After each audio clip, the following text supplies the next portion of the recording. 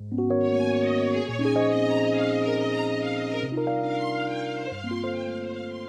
last 7 years of my life have been still and full of standstills. After moving back to Cincinnati from Atlanta for a relationship, things ended a few months later. It was the first time I lived in Cincinnati as an adult, and I was miserable. But I realized I hadn't fully mourned my mother's death, so I started grief therapy. Then my sister Kathy's health hit a steep decline, and I would spend the next 4 years watching her die. In 2019, I decided to go back to school and get my master's in biblical studies, Hebrew Bible, which I did during the height of the pandemic.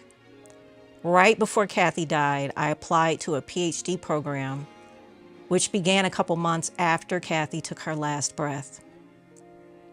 The stillness of Cincinnati, which I consider it to be after spending most of my adult life in Atlanta, has forced me to process grief and depression, to sit still with all of it, including the pain and anger.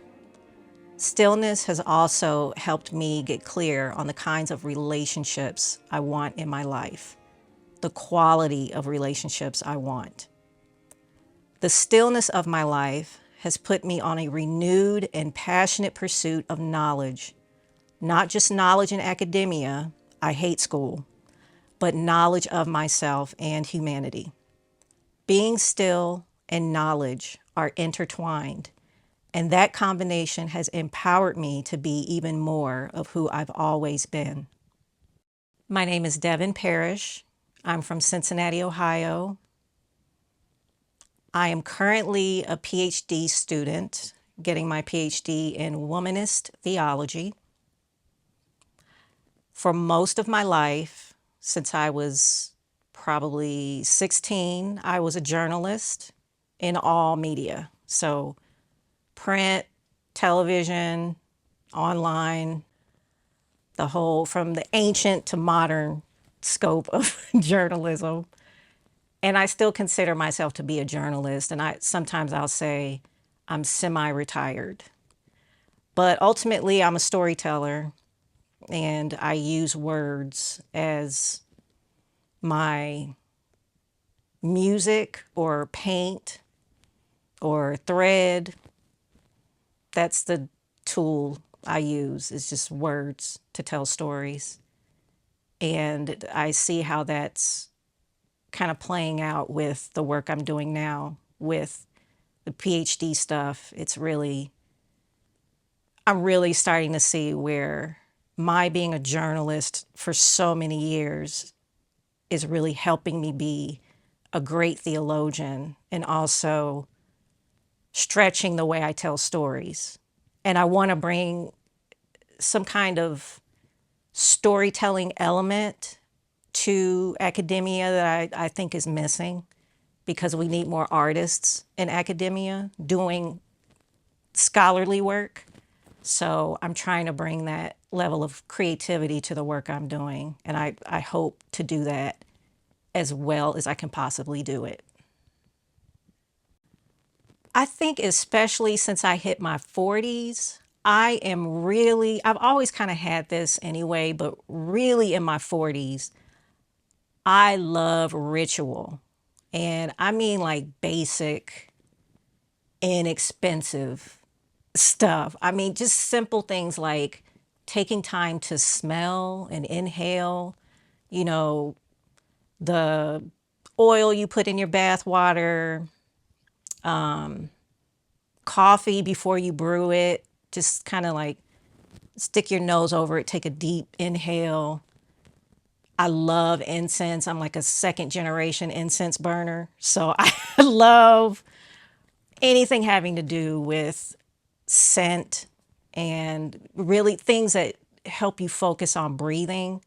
And that's just doing those simple things I just listed. It doesn't have to be, because sometimes you may not have the time to just devote like a half hour to concentrating on your breathing. But I think taking those moments throughout the day of just taking a deep inhale before you do something has been really big for me. So any place that I can have a ritual, and really a stillness is involved in that.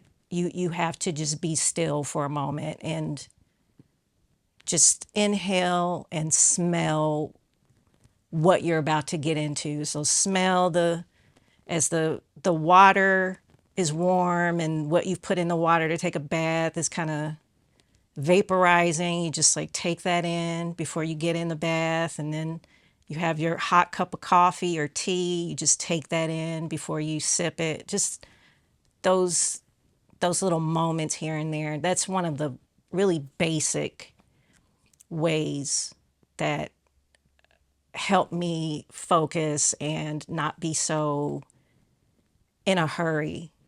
Just those really basic moment by moment inhales. That's sort of a ritual that I love doing as often as I can, spread out throughout the day. For someone going through their be still moment, my words of wisdom are: enjoy the time as much as you can. Because when things pick up again, you will not get that time back. So use it up. Get your rest.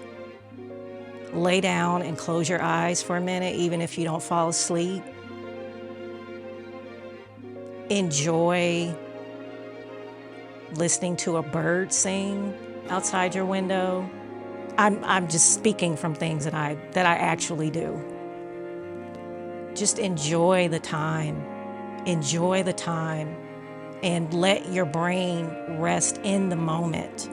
Don't think too far ahead, and don't get caught up on regret, because the only thing you have full control over is just the time in that particular moment. So enjoy the stillness, enjoy the time as much as you possibly can.